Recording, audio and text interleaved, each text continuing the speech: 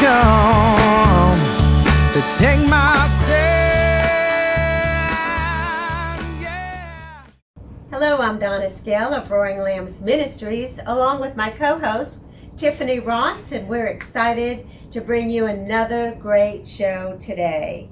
Have you ever been through a period of time in your life where the only hope you had was in your dreams? Our guest today has a story like that, and you will be touched by her tragic yet triumphant life. Do you believe in divine appointments? I do, because DebbieBuffone was a divine appointment for me. I first met her when she came to one of our Roaring Lambs testimony workshops, which we do to help people more effectively share their story. And that meeting turned into a deep relationship with Debbie. She's now one of our most indispensable volunteers. She helps every Sunday morning with our Roaring Lambs Bible study. She helps me co-host. She films our teachers. She edits the film. She uploads it to YouTube. She produces all of our Time to Dream radio shows. She helps with the testimony workshops. She handles our social media, and she is indispensable to Roaring Lambs. But she's also indispensable to me because we have formed a wonderful relationship. She's my spiritual daughter. I love her, and we do life together. But I'm so glad she's here today on A Time to Dream, because her story is one that you will never forget. Debbie, you grew up in more dysfunction than anyone should have to face. She grew up in Brazil and spent most of her childhood in foster care, but she did know her biological mother. So let's start at the beginning, before you were born, and share a little bit about your parents.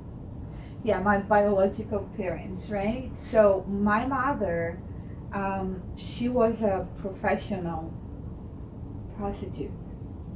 And she already had some kids before I was born. She got involved with a man who was the youngest son of a well-known Italian family that had migrated from Calabria, Italy, to Recife, which is the northeast side of Brazil. And they met, and they had a relationship, and she became pregnant with me. But she never really had the plans to let me be born. So she wanted to abort, and then later in life I found out that she did try to abort me 3 times, and she was not successful, and then her life was in danger at the 3rd time, and she was counseled to just let it go, just let this child be born, and then you can decide what to do with her. The problem was her parents, her family, had not any relationship with her anymore because of the way she was living her life.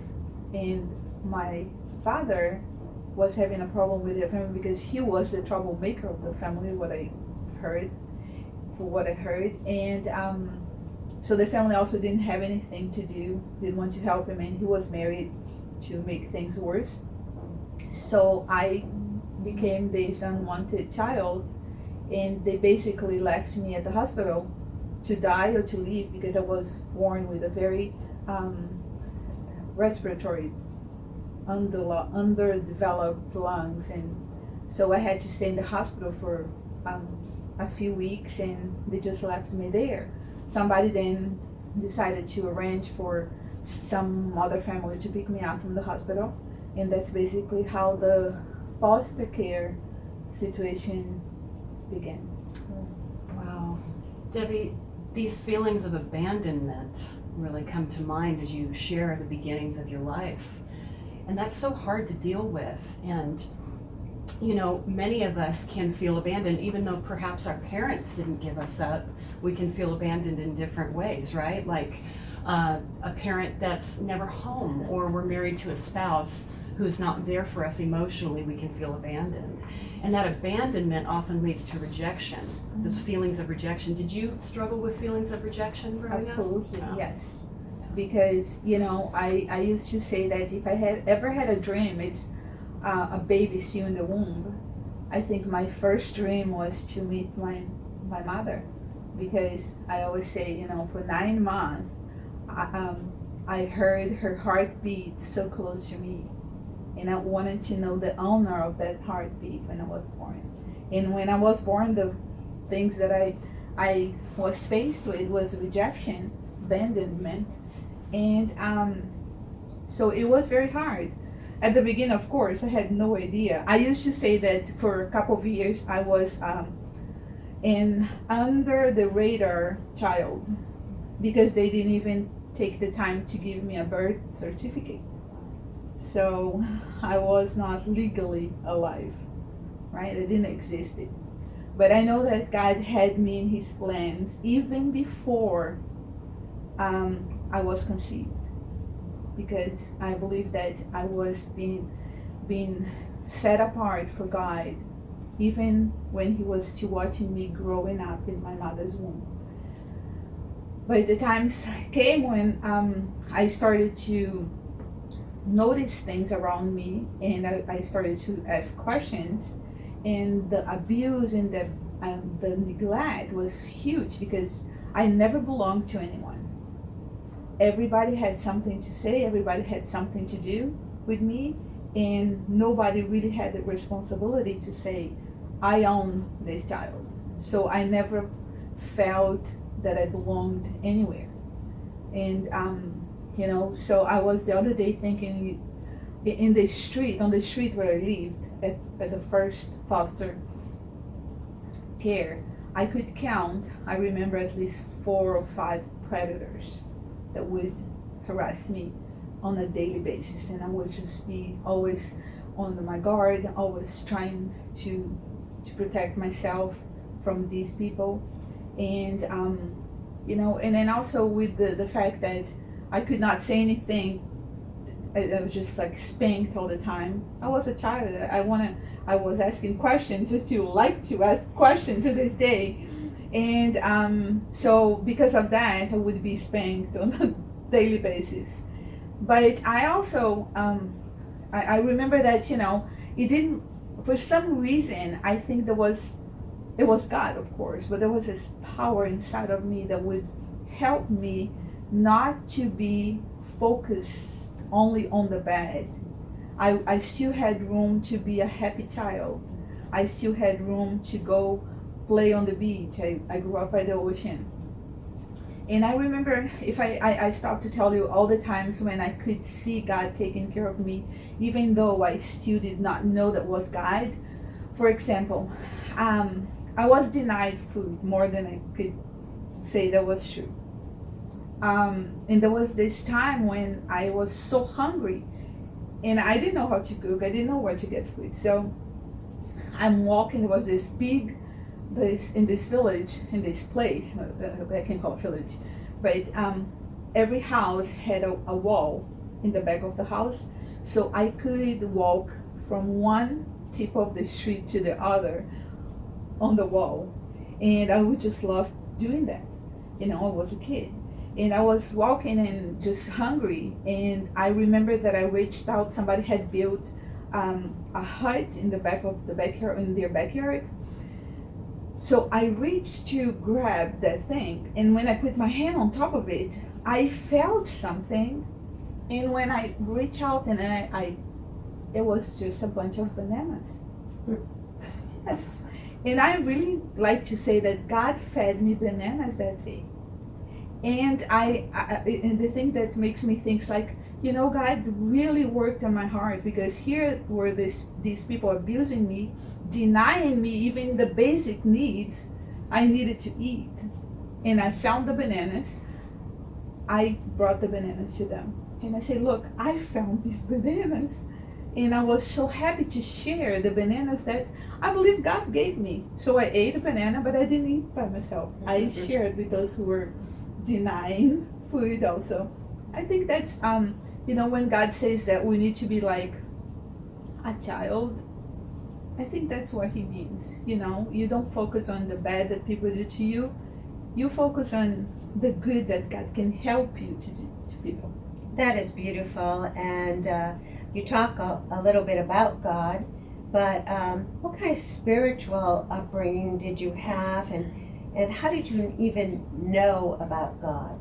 Yeah, now I know about him, but before it was a little complicated because, you know, most of the people that I related to is a young girl. Many had, even before I was born, had converted to Christianity, being Jewish, and they all used to go to this same church, which was really close to the way they lived life as Jewish people. The only difference basically for them was that they believed that Jesus was the Messiah of Israel. They believed that Jesus was the Son of God. And that was a life-saving experience for me because I was exposed to that at a very young age. I knew that my grandmother was Dutch and she was Jewish, and I was afraid, very afraid. I don't know what people said about her. The only fact that she didn't want me, made me scared of her. So to the point where I remember one day when I was walking with somebody and I was very young, because people say, oh, you don't remember things when you were like really, really young. But I think if that's strong enough to impress upon you, you will remember that, because I have some flashbacks that somebody said to me, oh, this is where your grandmother lives. And I got so scared that I just ran across, and I basically crossed two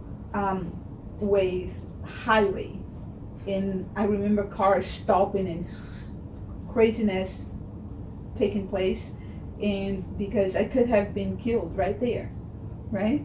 So, but that was not the very first time that the devil had attempted to take my life, because I believe that, you know, John 6:6 says that the enemy comes to kill and steal, but Jesus comes to give you life and abundant life. So my mother tried to kill me before I was born, and when she was into the almost the third trimester of the pregnancy, my father pushed her from the second floor, from the balcony of the second floor, and again I could have died there, right?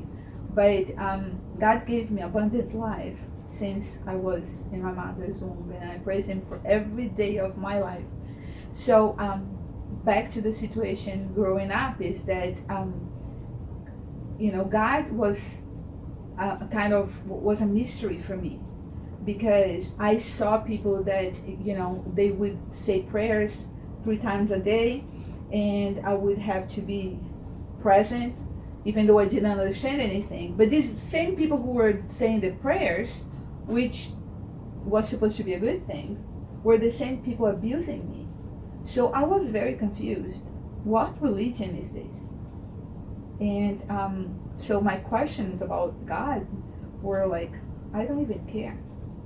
But I know that there's God. And one thing that for me was very hard was when people would say, God is your father. Oh, I did not want to hear that. Because to me, a father was a person who abandoned you and leave you alone to fend for yourself, and is a person who doesn't want you, you know. So how could God be my father?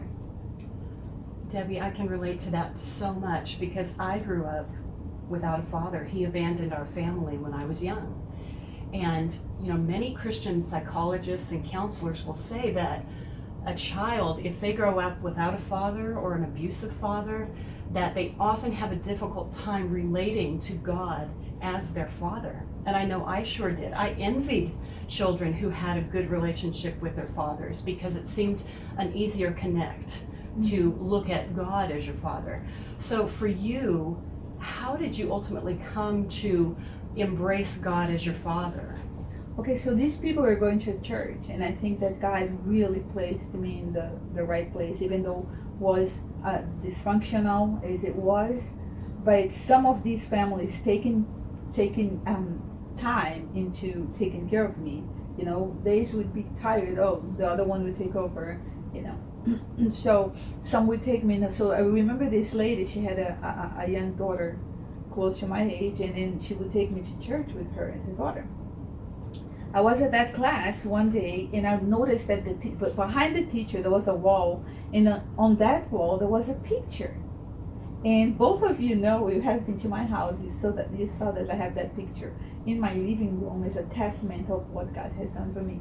So I saw this picture, and I just daydreamed about the picture. There was this beautiful scene where there was this man sitting on a rock in the middle of a garden, and there was this little girl sitting on his lap, and she was asking him, in the picture I could tell that she was asking him a question about his hand. She was pointing to it, and he was so interested in her question. He was paying attention to her. She was everything for him at that moment. And that's something that, as a child, I had always hoped. I think every child wants that attention from somebody who's older, right? So I saw that picture, and I pictured myself on the lap of that man. And it was just so amazing. And somebody said to me, "You know who that man is? That man is Jesus." And I was like, "Oh, he's the Son of God. Oh, God." Yeah. So I started to create in me a relationship with that man, Jesus. So I became that little girl on his lap. And every time I would go through trials and very difficult times when it was very hard for a young, 6, 7 years old girl, I would just go and pretend that I was sitting on his lap. And growing up, I remember that I would pray to him, my friend, when a child has an imaginary friend, I had my imaginary Jesus who was really real in my life. He had nothing with imagination because he was real. He was there with me. And I would just say, I remember even older, I would say, "Jesus, please protect me from God." That was my prayer, because I really did not want anything to do with God. And I wanted Jesus to protect me. And God, of course, Jesus really understands the heart, right? And then little by little, I was understanding that, I was asking questions. People, sometimes they don't know what they say because they just repeat things. For example, my question was, "Why did Jesus die for me?" And people say, "Oh, to save you." I'm like, "What? Why did Jesus die for me?" And I repeat the same question. "Don't you understand? Because he's your savior." But I wanted the theological, I wanted the explanation. That's what I wanted, So when I realized, and when I got old enough to realize that what God had done in the covenant, and that what he had done by giving his only son that he loved, so that was the only way that the human race would again be back to the when he had first created us to be eternal. So I started to see God as a loving Father.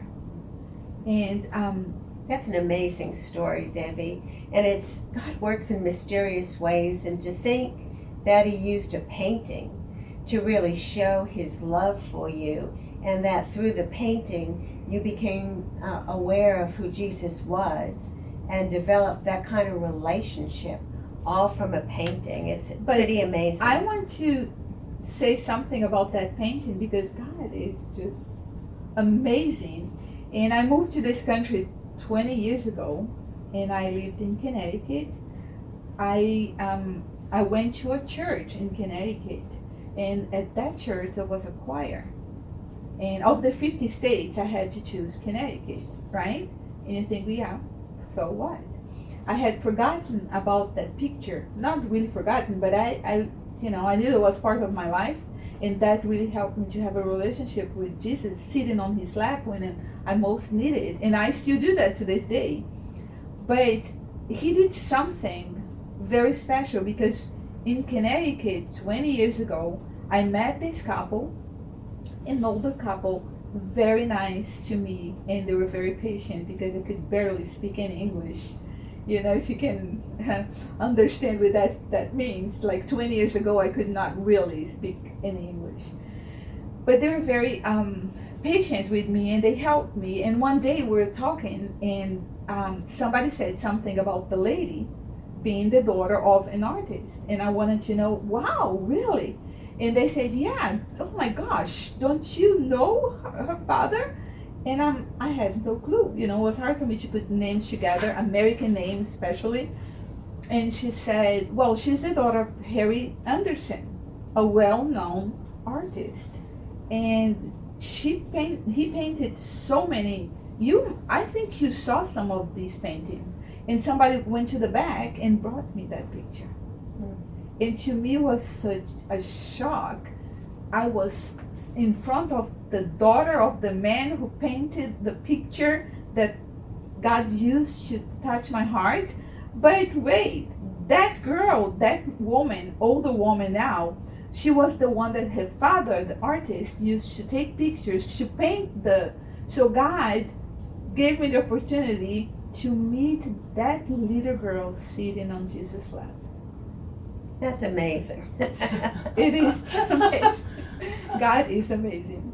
Now, when you were 11, your mother came back, picked you up from foster care, and I know that gave you some hope.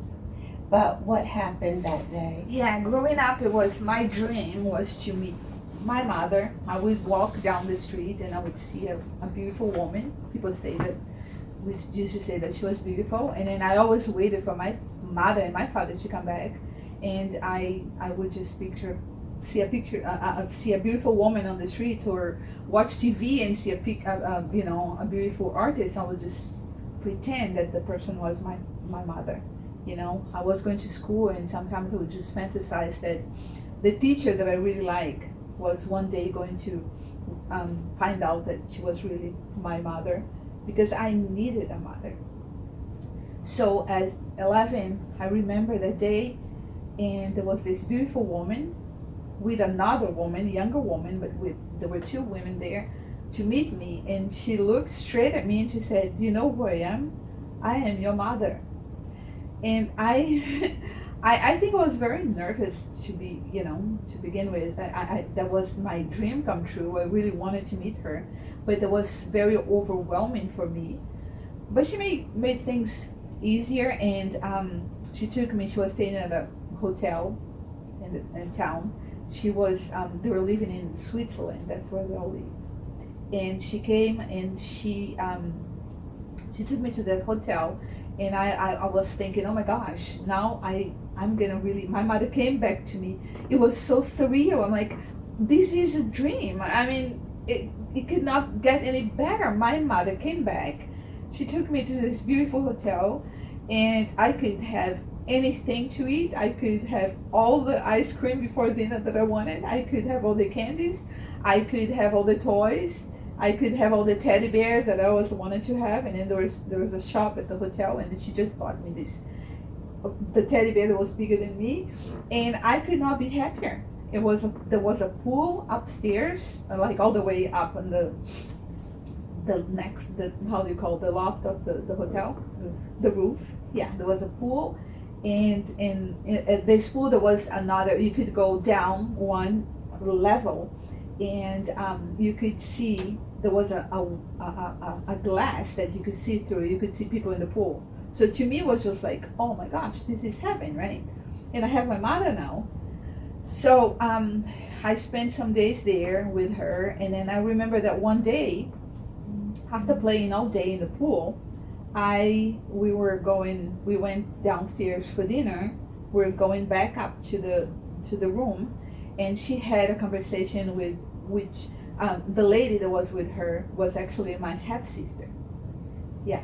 And so they're having this conversation. They started arguing about something that I could pick up what was going on, but not really. You know, it's like I could not put all the pieces together. But my mother asked me, "Do you want to go back to the pool and play?" of course I wanted. At night, I had never been in a pool at night. Yes, I do want to go play in the pool. And she said, okay, so I'm going to take you to the pool. You're going to meet my friend because he wants to play with you. So there was, okay, yeah, he's your friend. I'm going to play with your friend, right? And then they start arguing, and my half-sister grabbed me, and she said, you're not going to do this. You're not going to do to her what you have done to us. And then I heard all that, and just, do you want to go? And it was in between the two of them. Yes, I do. I don't understand why you're not letting me. Just, let me go. I want to go play in the pool. But things, she grabbed me and she took me to go to sleep in her room instead that night. And I remember that very early. We just grabbed everything and then we ran out of that hotel. But you went to the pool, and her friend, a gentleman, showed up at the pool, right? Well, yes, but I did not know about that. So that day at the pool, there was somebody watching me there, and she had sold me to that person. But I didn't know. That's why she wanted me to go back to the pool at night, because that's when she was supposed to deliver me to that man. And so I remember that the specific things that happened at the pool that day. Like I said, I used to go to the pool and then just like as a child, just get out of the pool all wet and run downstairs to go to the other level to see people playing in the pool. And at one time, I just slipped and I fell all the way down to all the steps. And this gentleman came and he helped me. So it didn't mean anything to me. It's just, thankful that he was there to help me. But that was exactly the man that had already bought me from my mother, and he had already paid half the price. And when she was supposed to deliver me at night, he was supposed to give her the rest of the money. So that didn't happen, and she didn't give him the half that he had already paid. So we all left from that hotel, and God really protected me. He absolutely protected you. That's so clear, Debbie. And I want to fast forward just a little bit with this story, because as heartbreaking as that is, what your mother did, God had such a beautiful full circle moment for you that only divine intervention could be the cause of it. You were in Brazil giving your testimony, and something miraculous happened there. Would you share? Yes, I went to Brazil to visit probably 6 or 7 years ago. And every time I go to Brazil, there's always going from church to church. People invite me to speak. And I had called my friends and said, do not schedule anything. I'm going to be there for a week. And it's really going to be just a resting thing. And so I said, I'm not going to make any promises. I'm not going to speak at any church. I'm just going to go for a rest this time. God had another plans, because the day before I was to fly back here, I was at the mall and I heard somebody calling me, and I looked. It was old friends. There were old friends there, and they were leaders at a church. I did not know where church they were going to, but when they saw me, they remembered to go to seeing me giving a testimony at a church, and said, oh my gosh. And then they called me, and then before I even came back to say hi, he was already on the telephone talking to his pastor, saying, you are not going to believe who I just saw here, and we're going to schedule her to speak at a church tomorrow. Is that okay? And he just, it's so nice to see, he held the telephone down. It's so nice to see you can speak at a church tomorrow. And I said, sure. It was pressure. And I said, sure, yeah. And he's like, okay, oh good. And to the point where they had already done, the I don't know how you call the communique, the bulletin that you give out. They had already printed out the whole thing for that Sunday, and they said, we're gonna redo it. It was really God. I'm not that special, believe me. It was God. So I got there at the church, and then some friends of mine came to hear me, and they brought some other friends that had never. So these friends, old friends, were sitting right at the front, and I was speaking and I was giving my testimony, and at some point I did something that I did not understand what I was doing. And you know when you're having days, oh my gosh, there's something, I mean, God, what are you doing? You know, it's like, stop it. And he's downloading things and you're doing it, it's just like seconds, right? So I start telling these people, maybe 500 people in the church that day, and I was telling them about the day when my mother sold me. I had never shared that experience with anyone. And I shared the experience telling them the hotel, the time, the place, everything in details. And these people who knew me from very young, they were like, I did not know that, you know. So I finished giving that testimony that day, and I'm like, God, why this is such a, I was embarrassed to share that, because it's like, who else has a mother who sells you to prostitution, you know? So I'm in the back with some friends just visiting and being happy when I saw the pastor of that church approaching me with another man, and he had his arm around the man's shoulder, and they both were crying. And they approached me, and I had like 6 people around, so they're witnesses of what happened. And he said, you need to hear the story of this man. And I'm like, okay, he's gonna say that he wants to adopt me. He didn't get the picture. So, you know, it's like, sometimes you go and people feel sorry for me. And that's the thing that I don't want to impress upon anyone. Do not feel sorry for me. Feel great that God used me or any situation to show his power of what he can do, even though the situation is so bad and is so ugly, right? The power of God's still there. But he came and we all stopped to hear, and then he said, I am the man who bought you. And everybody was just like, there was not a dry eye in that circle. And he just said, I was I was young, and I was wrong, and I was a pedophile. And I saw you in that pool that day, and your mother approached me, and I said yes. And what I did not do, my heart had already done. And what made me never forget that is that was your own mother who sold you. And I was very angry because she took the money with her. And I'm like, you're not wanting me to pay you now, right? He's like, no, I don't know. So, and he just asked me to forgive him. And I got to hug him, and I got to forgive the man that was. See, that situation, it was not for me. I did not need that, but he did it. He became a believer, and he was haunted by his wrongdoing.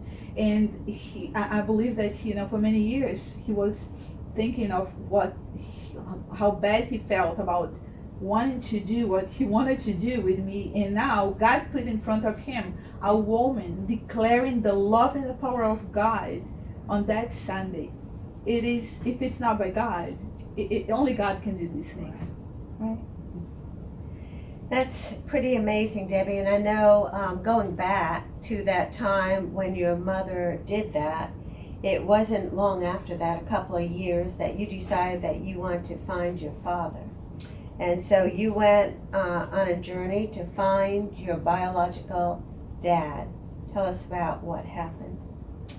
Yeah, growing up, I knew that I had a father and a mother. They had never come back. I knew my name. My father, one thing that he did before, when I was born, was name me. So he named me after him. And my first name, Deborah, never changed. But the middle name and the last name that he had given me, the name of his family. At some point in foster care, I needed to go to school, and I had to change. I had to have a birth certificate to be enrolled in a program at the school. So you can only imagine how corrupt in Brazil at the time it was. So they basically came up, and then they fabricated a birth certificate for me, and they changed my name, not the first name, but the middle and the last name. And that's how I went to school.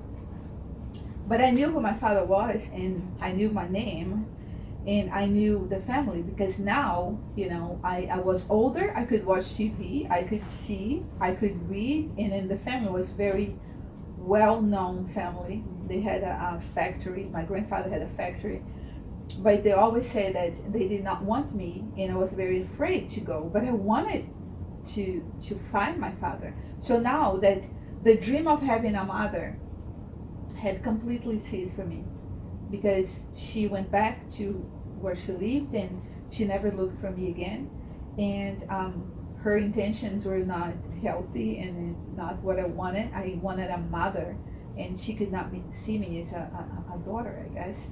So that had completely ceased, but now I had still the hope of having a father, belonging to a father. So yes, after one day I found out where the factory was, and I was old enough to go by myself downtown, and I went to that factory and I looked for my father. I went to the front of the reception and I said, I want to talk to so and so, and they said, what do you want? And I'm this little, just like young girl with a backpack, uniform, coming back from school, and so, well, because he's my father and I want to meet him. And the man in the reception, I learned later that it was my uncle, and he was like, what? I know he's a troublemaker, but there's a girl now saying that, claiming that he's the father. Oh my gosh, what he has done. So he wasn't there. I went back to the house and I was feeling really, really bad, because I'm like, all these thoughts, if he ever wanted me, he knew where I was staying, he could have come to get me. So he basically didn't want me, and now I took, all the courage that I had to go find him, and he wasn't there, and I felt so empty, and so I was mad at myself for wanting to go see someone who did not want to see me. But I was surprised, because the very next day he came to where I was, and he said, I remember I went to the house. I tell the joke is because I prayed for a father for so long, and I came back to the house. There was a car outside, and there was 3 men sitting in the living room, and I looked and I'm like, God, it just asked for one, and there were 3 I could choose, and I promise you I chose the most handsome and the most special one. It was really the one that I put my eyes on. That was the one who got up and came and said, who I am. And it was the best day of my life. I just, if I could climb up to the highest mountain and just scream to everybody, see, I have a father. I belong. Somebody wants me. I'm going to be protected. You predators out there, you never going to put a finger on me anymore, because my father is here and he's going to protect me from now on. So that was a day that I will never forget in my life. And so basically he came back, and then he had a wife and 2 children, 2 half sisters. So I had an instant family from, in one day I was given a whole family. And so they would take me every weekend. He would come to my school to pick me up, because we were still in the process of getting, the hopes were that I was going to live with them, but still I was going to a different school, and it was easier for me to just stay there. And every weekend he would pick me up. Every Friday he would pick me up at school, and it was a big school, public school, and he would just pick me up and take me for me to spend the weekend with them. And then on Monday we'd go back to school, go back to the house where I stayed, and that went on for almost 3 months. And I remember that, every time he would come to pick me up, I would do something very silly for a 14-year-old, but very important for me, very important what I did, because, all these days I didn't belong, I didn't have a father. And so for me to know that my father was coming every Friday to pick me up and just get out of class and go with him, it was not enough. So I used to get away from my last class and go to the library and hide there, pretend that I was just reading, and sit in a very place, like the back of the library where nobody would see me. So people would be looking for me. And the reason why I did that is because I wanted the whole school to engage into seeing my father. Have you seen Debbie that would just, where's Debbie? We don't see Debbie. Have you seen Debbie? Is Debbie in your class? Where's Debbie? What's wrong? Her father is here. So everybody would acknowledge that I had a father. They would see my father. And it was just like music to my ears to hear my other friends saying, Debbie's father is here to pick her up. So that was something that I needed. And I say that when I met my father for the first time, I do I remember everything the day when I met my mother.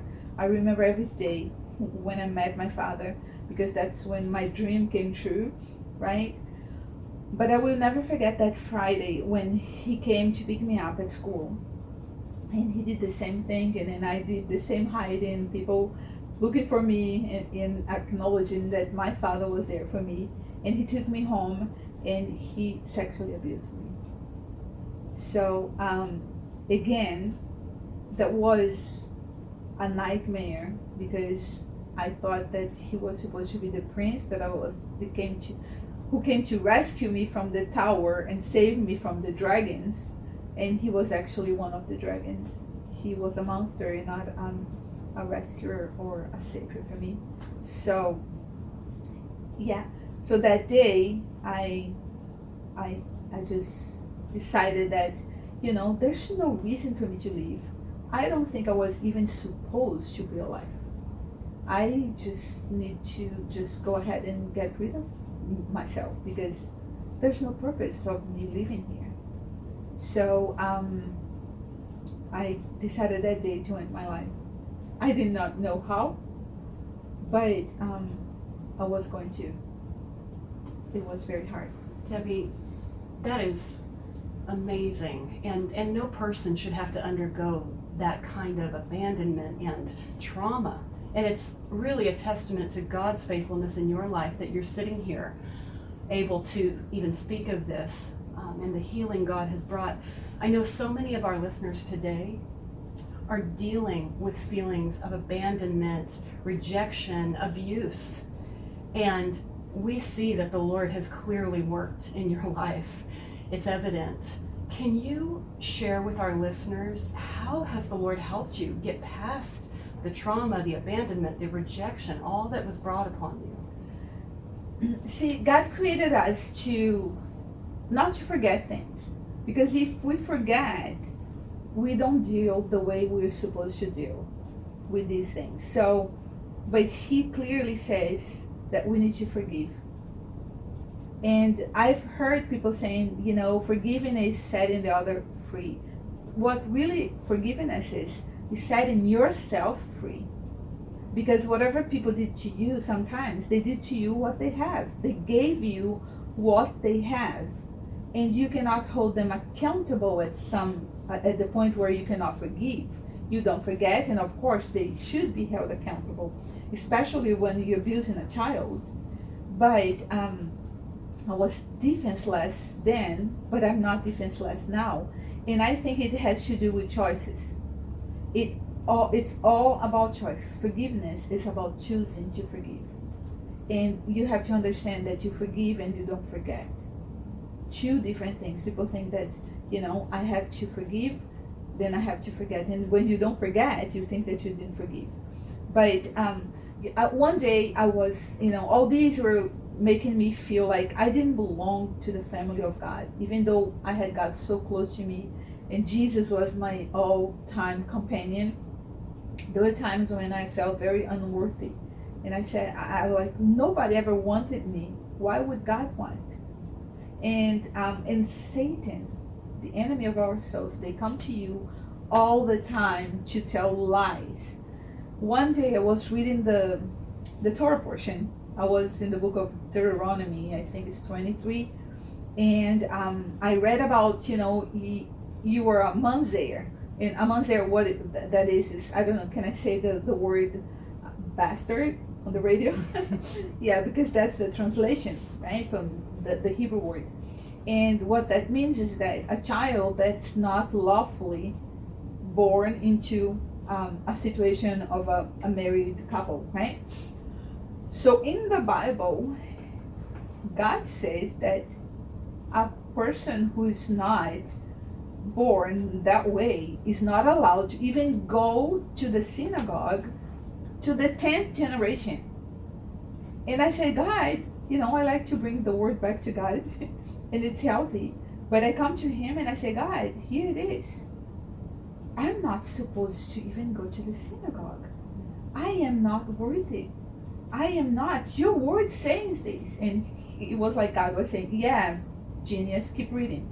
So I kept reading, knowing that my answer was going to be right in the next sentence. And the next sentence says, even the Moabites are not supposed to go to the synagogues up to the 10th generation. And I'm like, yeah, what's your point here, God? There's, and then it just came to me. Ruth was a Moabite. Her people was forbidden to go to the synagogue to the 10th generation, but here she is. She decided that God, the God of Israel, was going to be her guide. And the people of Noemi was going to be her people. So it goes back to your choice. You can leave blaming the past and excusing yourself for things that you don't do now, all because what happened in the past. No, you choose. I say, God, I choose you. You are my God. You're the God of Israel. You are my God. So yes, I am allowed to be in the sanctuary. Now, you talked earlier about this picture and how it helped you, it impacted you, and helped you develop childlike faith. When and how did you really come to realize that you needed to submit and give your life to Jesus Christ? I think it came a little by little with maturity and understanding and reading the Word of God, because everything that we need to know, it's right there in the Bible. It's, if you don't read the Bible, he says, if you seek me, you will find me. And you only find him if you really seek him. So I was reading, I was studying, I was seeking, I really wanted to have a relationship with God. And little by little, he's just showing himself. And then it's in various situations that happens, and you clearly see God. And he speaks to you through his word. So you want to know God? Give time for him to talk to you by reading his word. That is so true. His word is so powerful, and it's evident in your life. Yes. Evident. And as we think about our stories, so many people listening today think, well, she has this amazing dramatic story. No wonder she's shared it all over the world and given testimony, and even your story is now recounted in a book that we have through Roaring Lambs. And so could you share with our listeners, why is it important to share our stories and how God has worked in our lives? I used to say that it's easier to steer a car that's moving. Have you ever tried to steer a car that's parked? Right? God will only take you to the place where you are willing to go. If I had never started giving my testimony, how was I supposed to one day be used by God to be in front of that man that was going to that church, to speak to him as a child that God had renewed, had restored, and give him a chance to be forever forgiven and redeemed by the thing that happened with the man who bought me? That would have never happened if I had not started to give my testimony. And it's a healing process. People say, why do you talk about these things?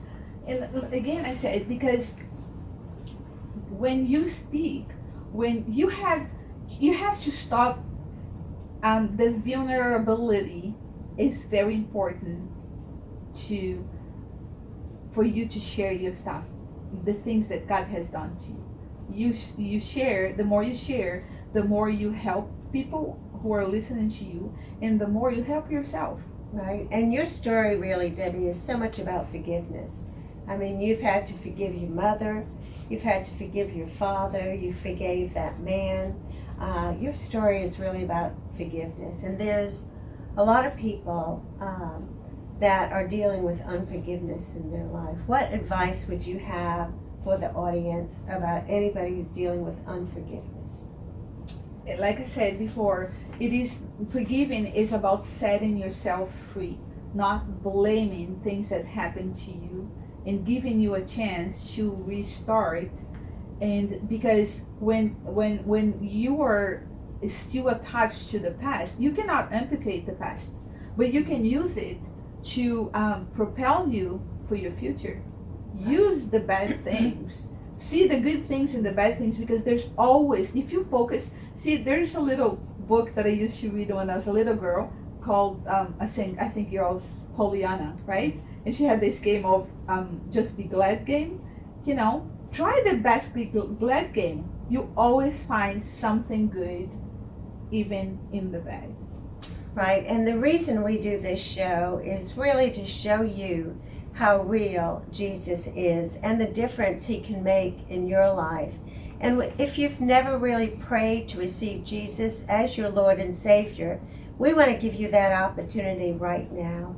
All you have to do is bow your head and acknowledge that you want Jesus to show himself to you, that you want to have this forgiveness of sins, and you want to develop a personal relationship with the man who died for you so that you can spend eternity with him. He's coming back.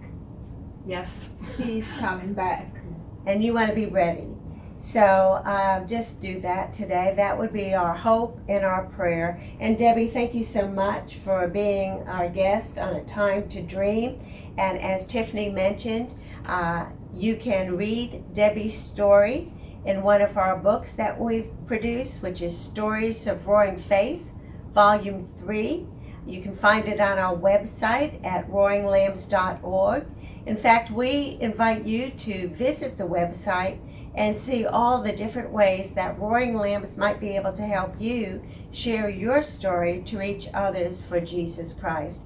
We have workshops, we have seminars, we have all kinds of tools available to you, and that is at roaringlambs.org. Now, if you would like to reach out to Debbie, you can email her at socialmedia@roaringlambs.org. And again, we would love to hear from you. If this show has helped you, made a difference in your life, you can reach out to us at atimetodream@gmail.com. So for Tiffany Ross and myself, Donna Skell from Roaring Lambs Ministries, we hope that you've enjoyed the show. Have a great day, great week, and be blessed.